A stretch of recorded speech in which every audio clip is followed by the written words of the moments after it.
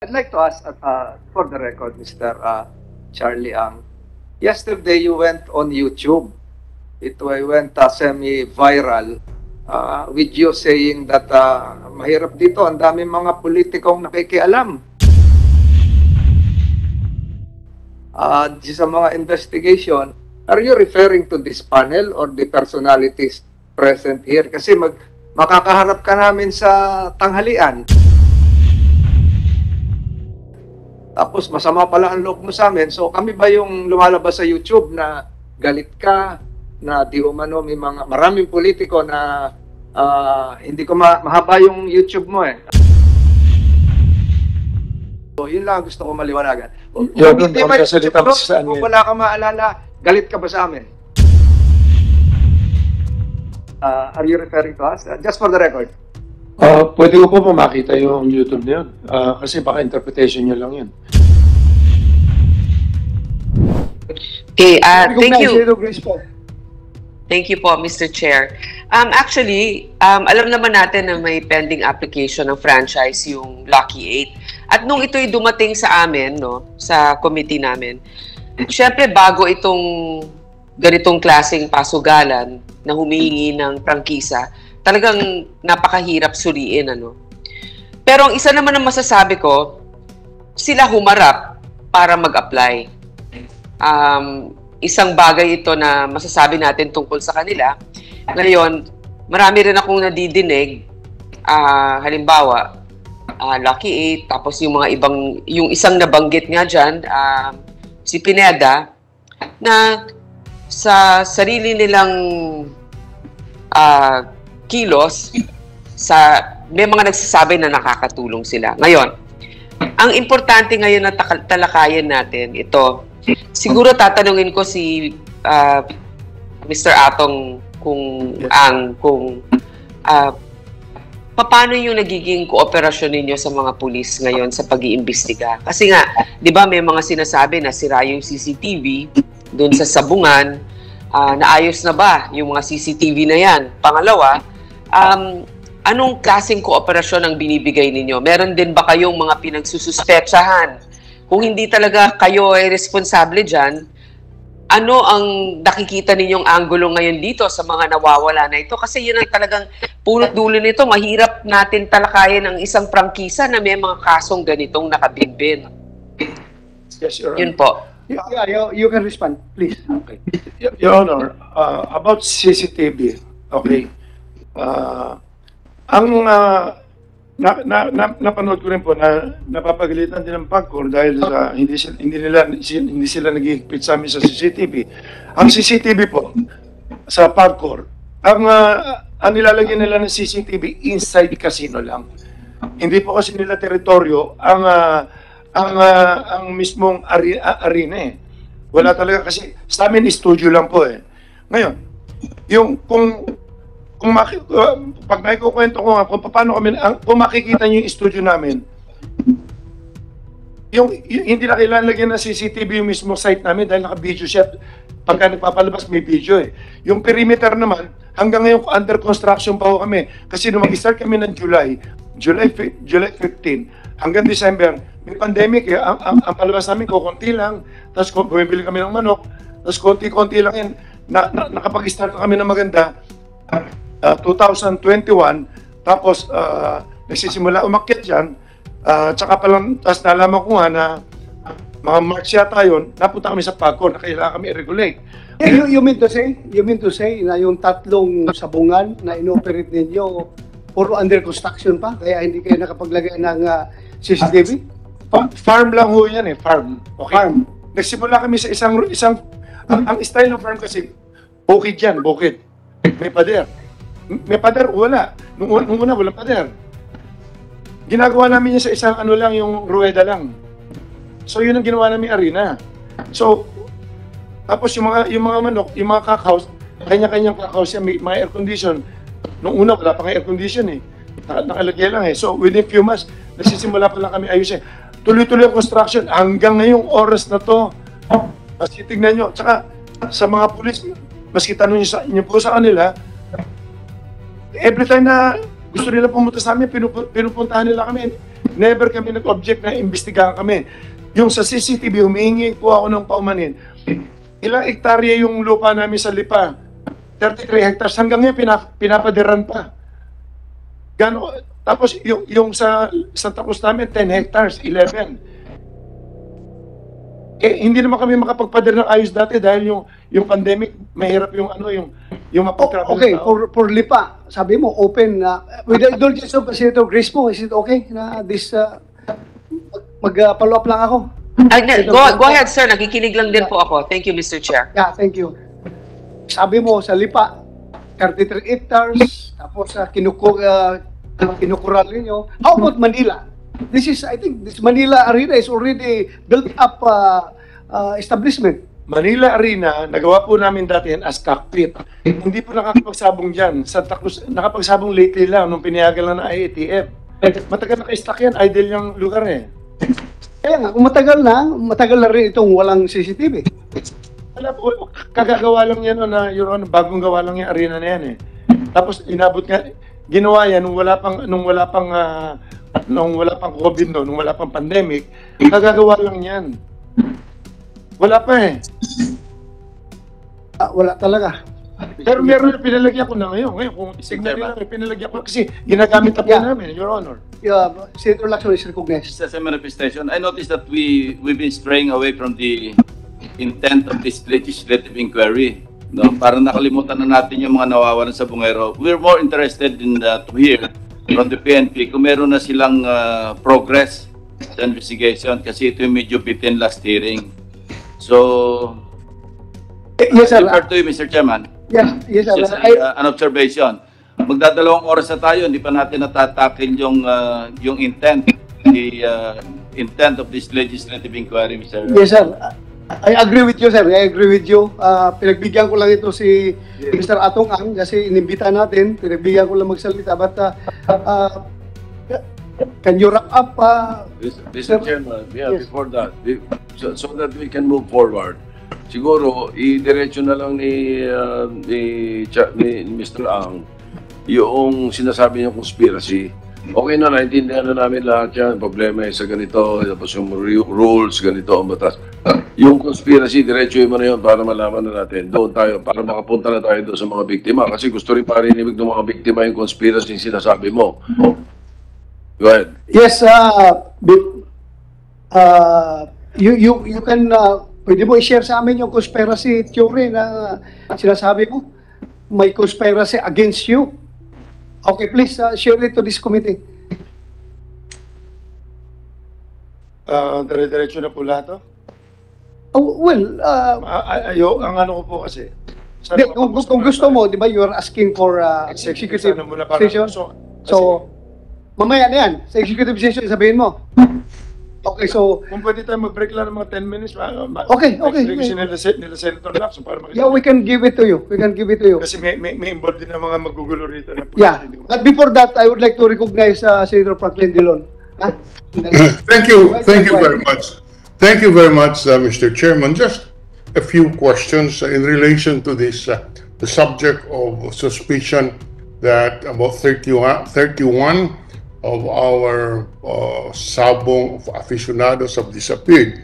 The reports indicate, Mr. Chairman, that the motive for the abduction is fixing of the cockfights. Yun pong ng dadaya. In fact, ngayon, mayroon pong sinasabi si Mr. Ang may conspiracy. So, sa aking tingin, tama po ba sabihin natin na malaki ang involved dito sa Sabong, kaya kailangan malinis ang pagpapatakbo ng industriya ito, matawag natin industriya. In other words, the stakes are so high that we must, the operators must maintain the integrity of the cockfights. Tama po ba yan, Mr. Along? Your Honor, yung tungkol dyan sa game fixing na yan, ito pala kailan maintindihan nyo. Pakisagot lang po. Importante sa atin. Pakisagot lang. I-explain ko lang muna kung ano yung kinikita lang namin dito. Hindi po kami lumalaban out of 100%, kumukuha lang kami ng 5% lang. But So- before we go into that, gusto ko lang yung tinatanong natin, kailangan may integridad yung ating sabong para po tuloy-tuloy ang betting natin. Tama po ba yan? Yes, Your Honor, kaya mahigpit Yes. po kami. Sa ngayon Yes. po, wala kami nakikitang game fixing sa amin. Dahil Kaya po- pagdating pa lang po ng manok, sinecheck na namin, pati mga tare. Pumapasok Ay- yung mga tao, lumalabas, kung nagkakaproblema po sa labas, wala naman po nangyari patayan sa loob sa amin eh. So, Okay. ang dami kasi senaryo, ang dami sindikato rito. Kapareho Okay. niya Master Agent, 1.2 million ang Master Agent namin. Master Agent, Gold Agent, lahat. Eh, may kanya-kanya pong buhay lahat yan. Hindi po namin alam kung ano yung, siyempre nasa sugal sila. Yung iba nasa drugs, nagkahalo-halo po eh. Kaya, Ganun Mr. po. Ang, Yung integrity, totoo can po you yung sabi give nyo, Mr. kailangan Ang, namin. please, Yeah. Please, Please, share Mr. Senator Dillon. Go ahead, sir, go ahead. can you give the committee an idea kung magkano po ang betting sa isang sultada? Just to have an idea of what we are talking about here. How much is the range of the bet per sultada? Magkano po? Well, Yeah, you have the floor. hindi po pare-pareho dahil simula umaga mas mahina yan. Nagpipik yan sa hapon, sa gabi, tapos... Okay. On the average lang po, on the minimum and maximum, Mr. Ang. Well, every day, mga 1 to 2 billion every day. 1 to 1 billion to 2 billion a day.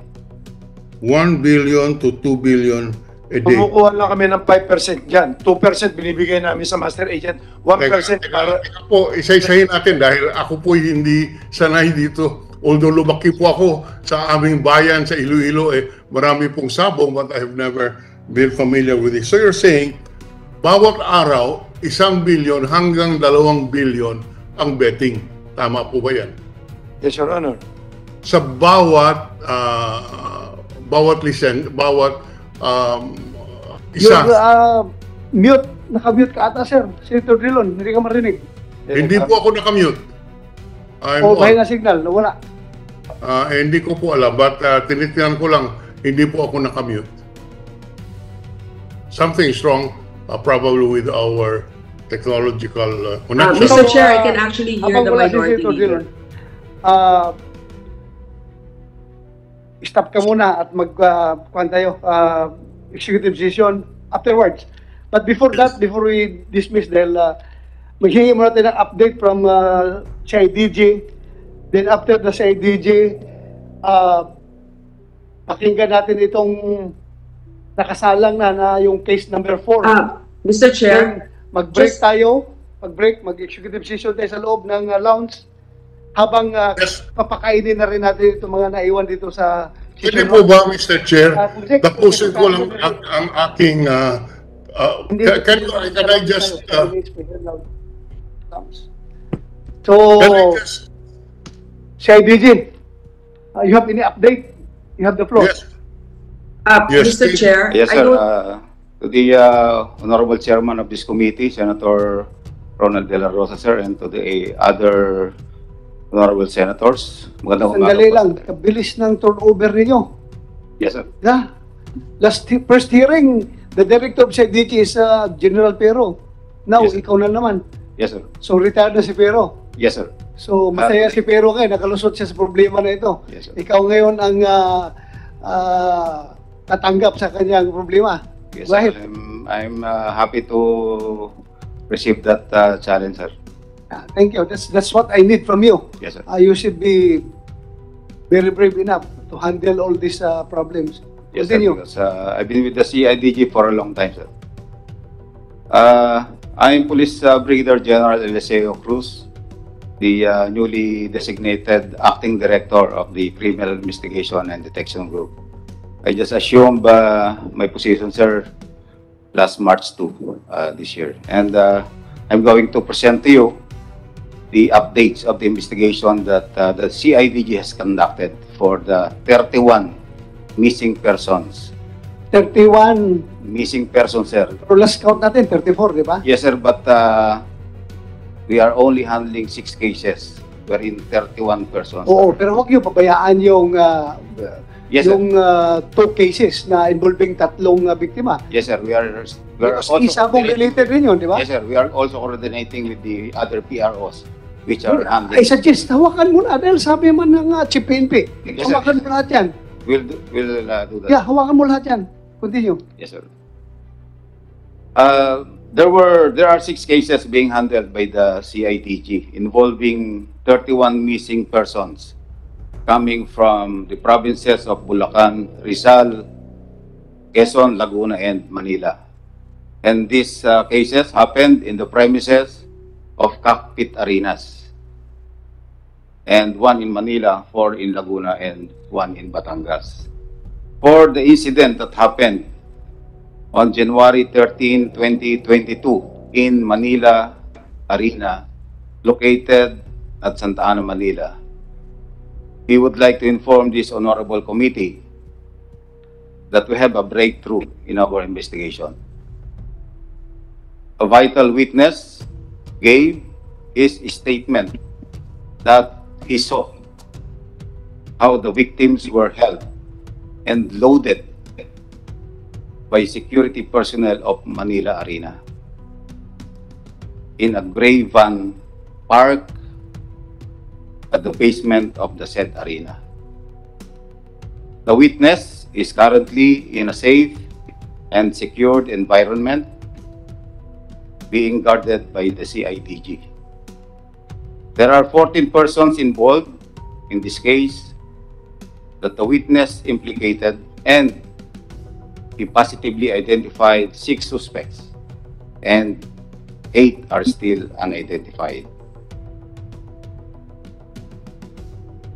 For the incident believed to have happened in Santa Cruz, Laguna on January 13, 2022, considering the statements of their families that victims went to Santa Cruz, Laguna, Cockpit Arena on the said date but failed to return home and remain missing until this date.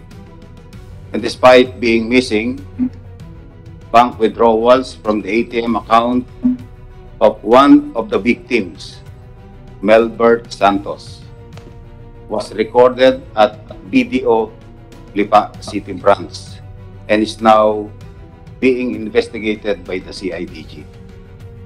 The person captured in the CCTV footage who withdrew money using the said ATM account is considered as one of our persons of interest and subject for manhunt operation by the CIDG. So you mean to say, manhunt operations, identified na ninyo?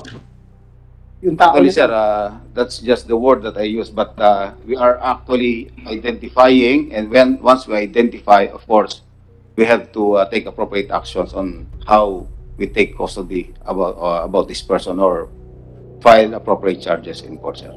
Okay, continue. For the 6 missing persons with last known whereabouts in Royal Octodome in Lipa City, Batangas on January 6, 2022. The investigations is going on and we have 2 persons of interest. For the 5 missing persons with last known whereabouts in Santa Cruz Cockpit Arena in Santa Cruz on December 29, 2021, the investigation is going on and we have 2 persons of interest. For the 6 missing persons with last known whereabouts in Santa Cruz Arena in Santa Cruz, Laguna on May 11, 2021, the investigation is going on and we have 1 person of interest. For the 4 missing persons with last known whereabouts in Santa Cruz Cockpit Arena in Santa Cruz, Laguna on April 28, 2021, the investigation is going on and we have filed obstruction of justice against 1 Brindon Dineros Retusto, and we have 3 other persons of interest. These are the updates of our investigation, and we are conducting continuous backtracking to gather more evidence and witnesses for the eventual solution of these cases. And we assure, sir, the Honorable Committee and of course the Filipino people that the PNP will pursue this investigation to its fullest, leaving no stone unturned until we ferry out the truth and serve justice. Thank you very much, Your Honors. Mr. Chairman, Yes, thank you, General Eliseo Cruz. just one or two Hi, sir. questions. Are you ready to file cases before the prosecutor, refer the case or cases to the with the prosecutor's office? Yes, sir. We are now filing appropriate case against the identified 6 persons Yeah. in Manila Arena, and we'll be filing kidnapping with serious illegal detention, punishable under Article 267 of the Revised Penal Code. Just so we are understood by the victims' families, you cannot anymore conduct arrest based on Rule 113, di ba? Citizens arrest. It's no longer proper Yes, sir. to pursue these It will people and be- arrest them. You have to wait for the issuance of the corresponding warrants of arrest. Yes, sir. Kung magkakaroon ng warrants of arrest. Yes, sir. In the meantime, you will refer these cases before the prosecutor's office and let the preliminary investigation proceed, di ba? Yes, sir. That will be filed regularly before the Direct filing. City Prosecutor's Office of Manila, sir, and there will be preliminary investigation to be conducted, and subpoenas will be sent Yeah. to the identified 6 suspects. Yeah. And, Summons na lang ang tatanggapin nila from the prosecutor.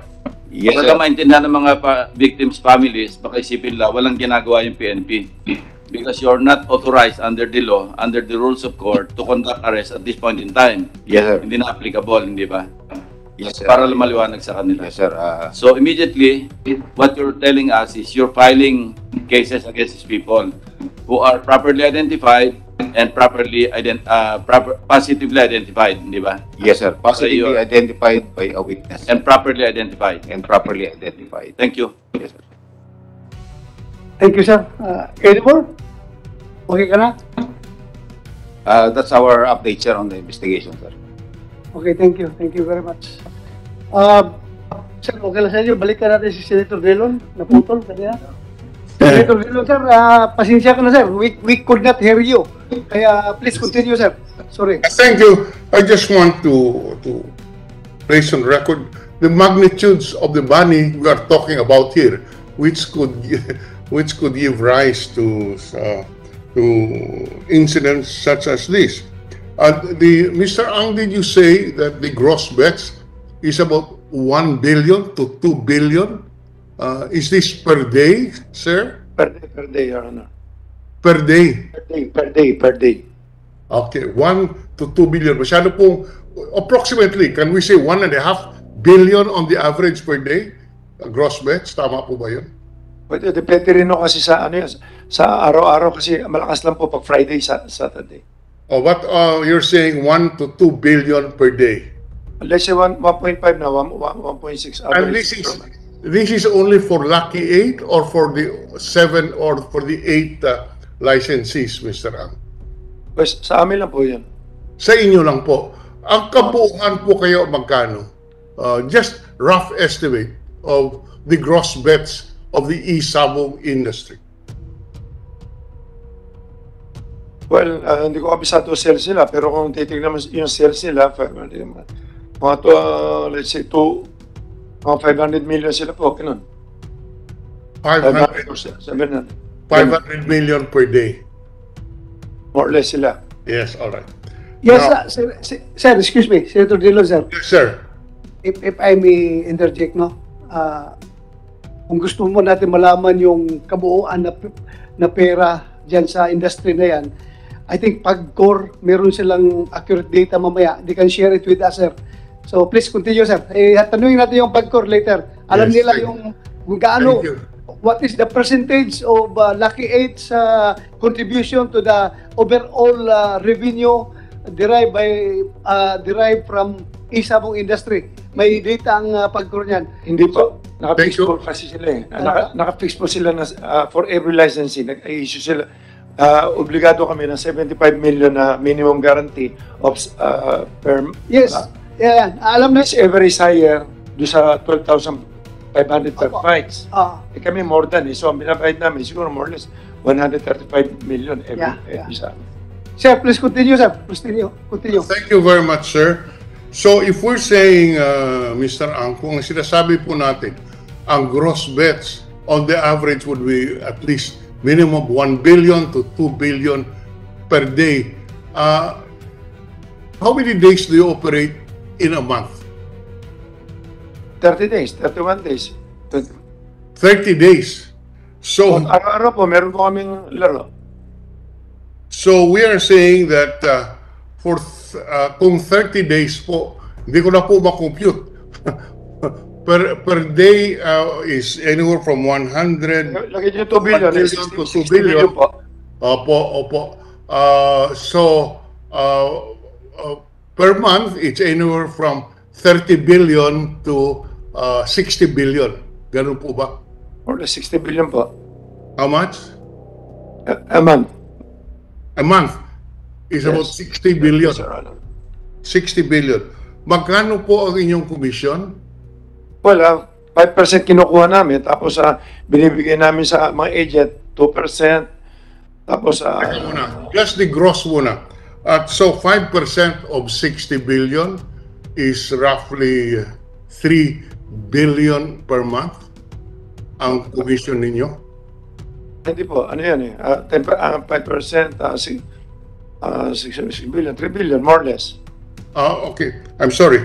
5% of 60 billion is roughly 30 billion per month. Ganun po ba? 66 billion, 3 billion lang po yan.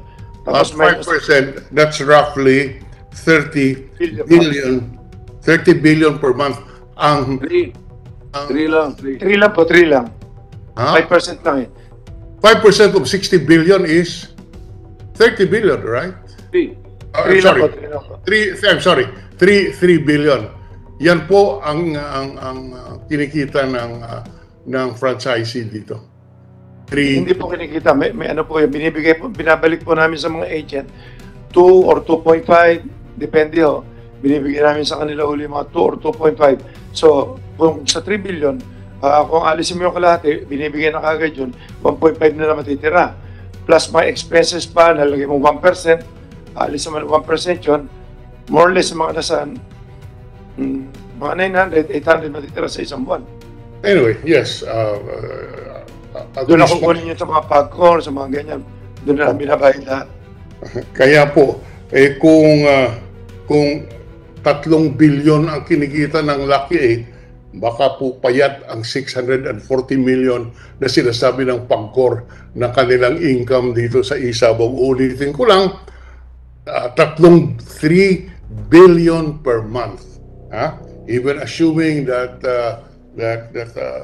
you incur expenses on this, 640 million per month of revenue by Pagcor is pittance, is very small compared to the gross income of Lucky 8. That's all that I am trying to point out. Mr. Chairman, just to pursue lang.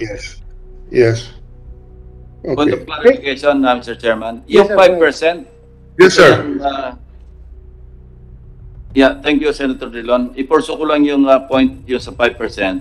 5% Yes. for both entries or 5% for one entry?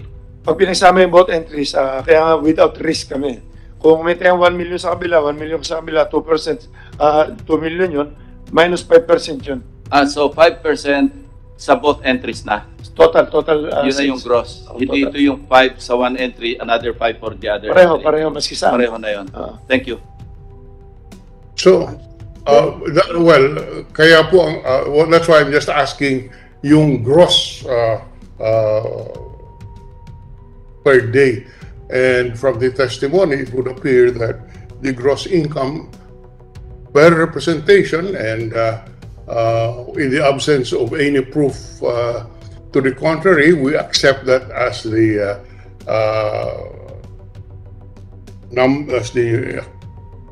gross income of each licensee. Yan lang po muna. We would love to hear from the PAGCOR on the exact amounts, but for the record, if we talk about 3 billion per month for Lucky 8 alone, even assuming that this is the gross income, a 640 million per month na sinasabi po ng PAGCOR, mukhang payat at malaki talaga ang kinikita ng industriya, kaya po hindi maiwasan na yung mga ganitong pangyayari ay related doon sa kinikita ng industriya. Maraming salamat, Mr. Chairman. Thank you, sir. Thank you. Right, sir. Senator Lacson. Yeah, ang sabi ng PAGCOR kanina, I was taking notes, from April to, ito yung last year, parang ang average na remittance sa PAGCOR, 400 million per month. How much? How much? And then for last year, from April, I think hanggang December, parang average 400 million pesos per month ang remittance. Okay. January to date, nag-increase ito sa 640 million per month. Okay. Noon pong April, si Lucky 8 pa lang po ang umaandar. Yung mga iba, sunod-sunod pa lang at nabuo lang yung 7 na ngayon 6 na lang nitong November, December. Okay. Pero po thank you, ma'am. Ito, sandali, ma'am. So, 640 million pesos per month yung January to date. Ito yung average nyo per month. Opo, sir.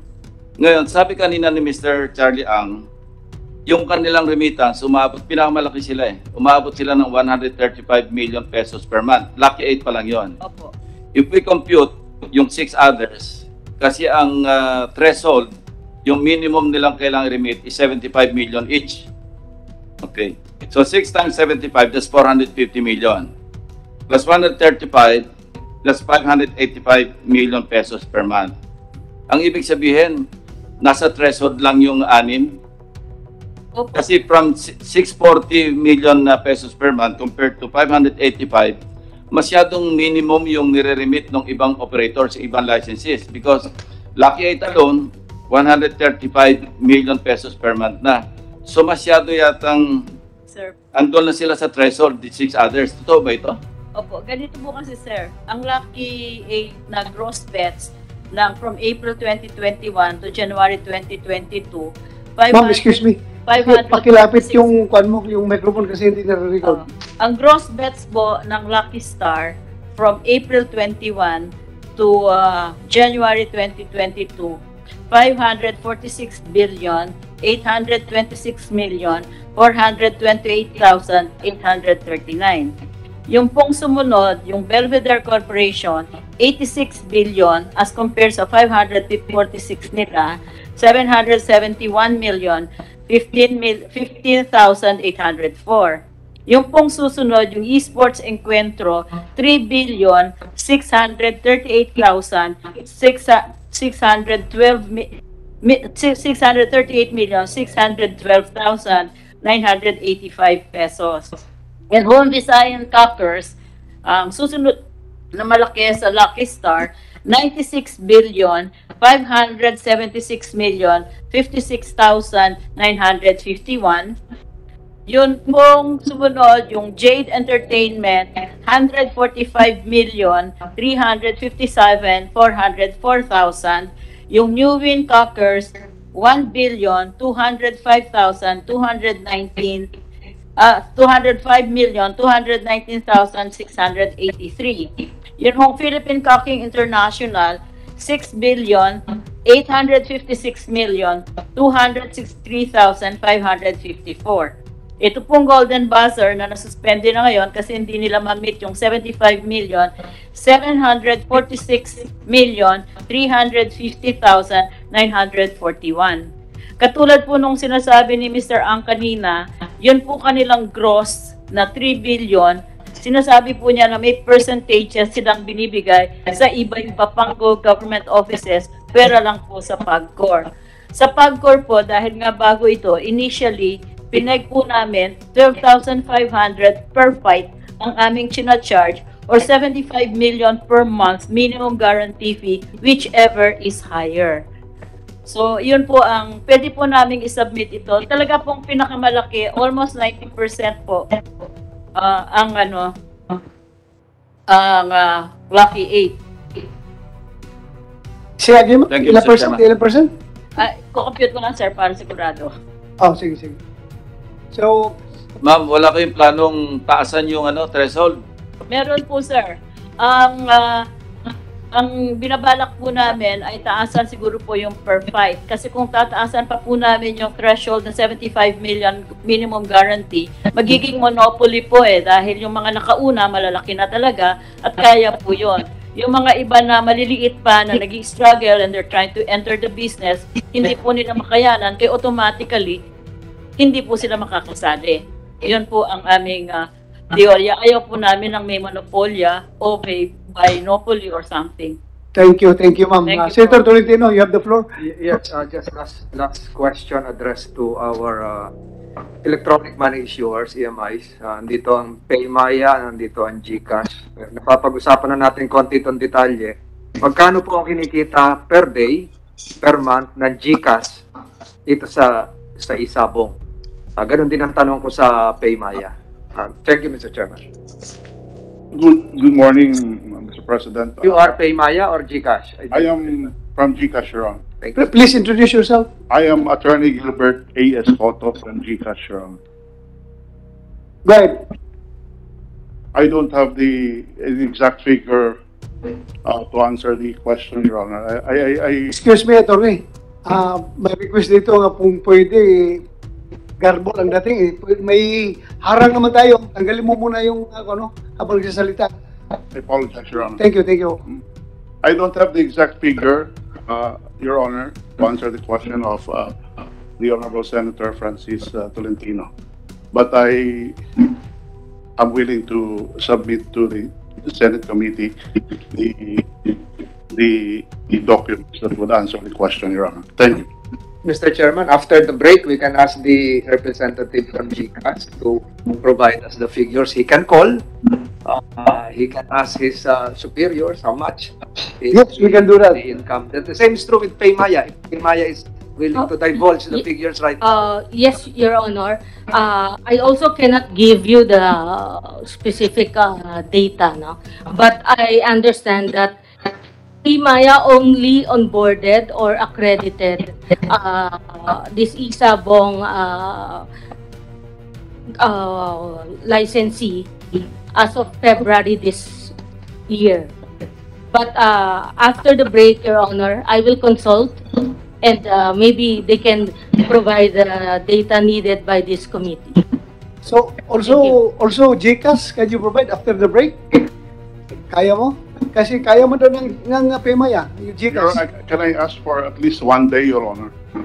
I don't think I can. Mabuti pa si Mr. Ang na-provide. Ikaw, nahirapan ka mag-provide. Yes, So, sir. Mr. Chairman, siguro isama na rin natin yung income generated from international debtors sa GCash and Paymaya. Yes, we can do that. When you say, Senator Tolentino, na income generated from Share the percentage generated by Paymaya and GCash coming from international debtors, offshore debtors. Sir,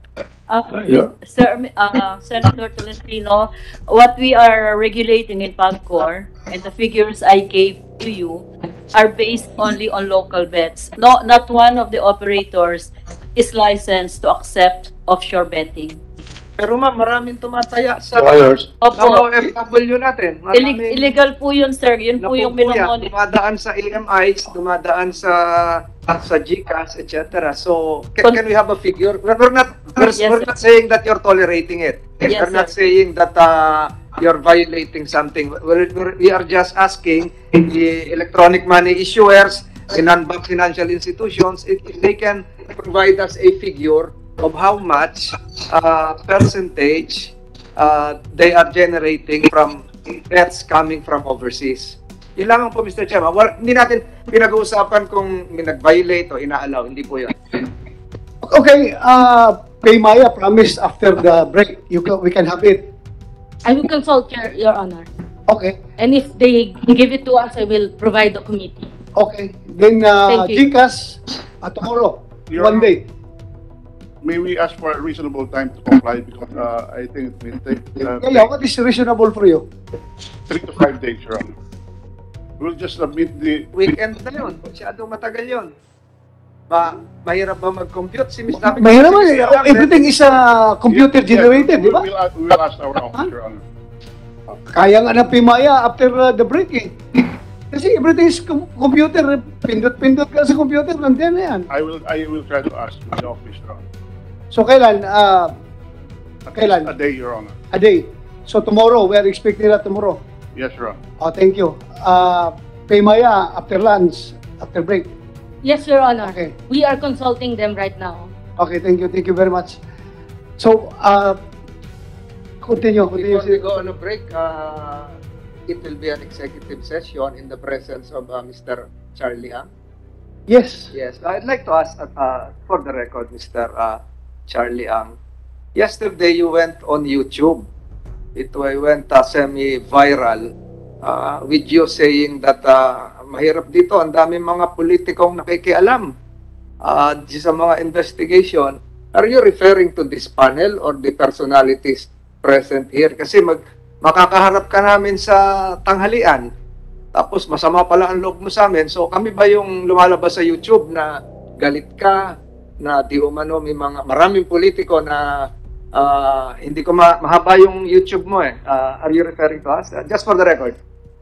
Pwede ko po makita yung YouTube na yun. Kasi baka interpretation niya lang yun.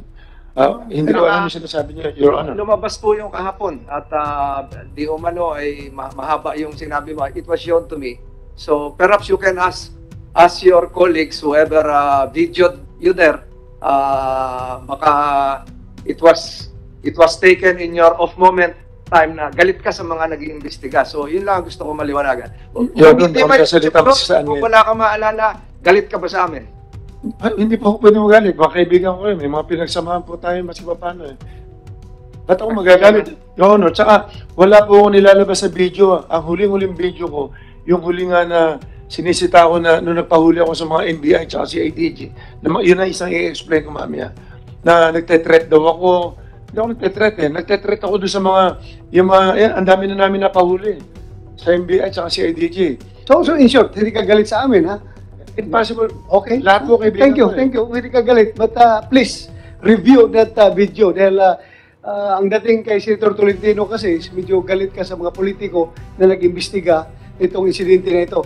Well, for your information, alam mo, break kami ngayon, Mr. Atong Ang, break kami ngayon sa Senado. Pero gumawa kami ng inisyatibo na mapagbigyan talaga yung kahilingan ng mga pamilya ng 34 na nawawalang tao na maghihikan na kami ng hearing. Kaya sana huwag mong personalin yung aming pagkakandak ng hearing. Trabaho lang po ito. Walang personalan. Kaya sana hindi ka magalit sa amin, ha? Your Honor, gusto ko nga para maklear naman kami. Okay. Gusto ko. Saka, never ako magalit sa politiko kasi lumaki na ako na puro politiko rin kasama ko eh. Actually, may mga pinagsamahan nga tayo lahat, maski pa paano. Ba't ako magagalit? Wala naman kayo masasabi sa pagkatao ko. Okay. Ba? Thank you. Mr. Chairman. Go ahead, Senator Pimentel. Yung sasabihin ba ni Mr. Ang sa executive session, hindi mo kaya sabihin dito sa open session? Andiyan, parang naririnig tayo na yung regional director ng NBI. Baka may informasyon siya makuha ron. Ayan namang si director ng CIDG. Hindi ba pwedeng sabihin mo na lang yun sa open session? Kung pwede ko po sabihin, basta pinihagan niyo ako sabihin ko sa open, okay lang. Suggestion ko lang kung pwede sabihin mo na sa inyo, saka yung sabihin sa akin kasi baka naman mali. At isingila ako na advice. Hindi, ganito eh. Ang sasabihin mo are some facts na alam mo, some opinion. Basta wag ka lang manira ng tao na openly libelous na ano, so anong masama, di ba? Hindi ka naman sasadya na sisiraan mo yung tao na walang ka-basis-basis. So, kasi I'm sure marami interesado kung ano sasabihin mo, di sabay-sabay nang marinig ng lahat. Ewan ko, hindi, I'm sure na si chairman namin is accommodating your request. And then nag-request ka kasi may agam-agam ka na baka hindi mo pwedeng sabihin in open session. Pero kung kaya mong sabihin in open session, I suggest wag na tayo mag-executive session, open session na. Oh. Gugulo talaga. Mas maganda. Okay, sige. So request mo yun. Gugulo talaga. The chair considers your point. Pakinggan ka namin in executive session. Anyway, yung tanong ko, wala namang right or wrong answer, opinion, yung position. Okay. No? Sige. One last back, mag-break na pa kami sa chairman. Tanungin ko lang si Police Major General Cruz ng CIDG. Yeah, go ahead. Go ahead. So, no, I'd like to congratulate him kasi meron na mga tinatawag na breakthrough, sir, no? Maybe work ng predecessor mo pa to, pero you were part of this. 6 already identified, sabi mo 14 suspects dun sa Manila Arena. At doon, nakalimutan ko yung date nitong event. Ano, sabi mo sa basement sila January 13 case. Is that the case number 1? January 13.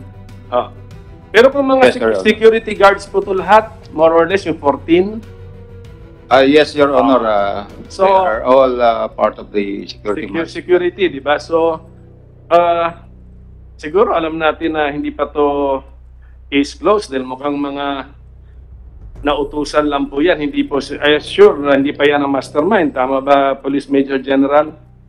We are, right now, sir, we are just basing our actions on the testimony of a witness. Correct.